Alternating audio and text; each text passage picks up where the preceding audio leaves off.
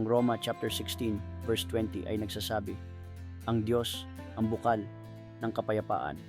Malapit na niyang pasukuin sa inyo si Satanas. Pagpalain kayo ng ating Panginoong Hesus. Narito ang kahulugan ng talata.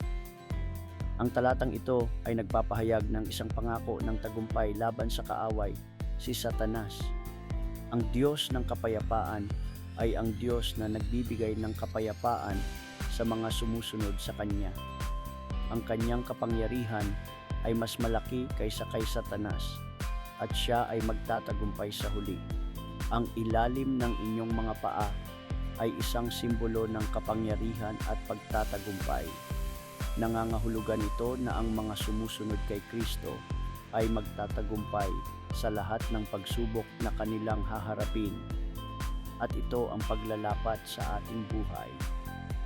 Ang talatang ito ay nagbibigay sa atin ng pag-asa at lakas sa gitna ng mga pagsubok.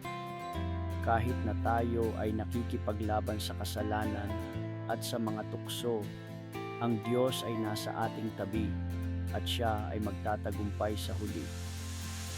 Thanks God na nagustuhan nyo ang aking video. Sa ngayon lang po nakapanood ng aking video ay follow nyo po ako sa YouTube channel. Please subscribe sa Bro Chris channel at follow sa aking reels sa Bro Chris Montadraya at like, subscribe, share, and comment. Thanks for watching and listening. God bless you. The Word of God is a guide in daily life.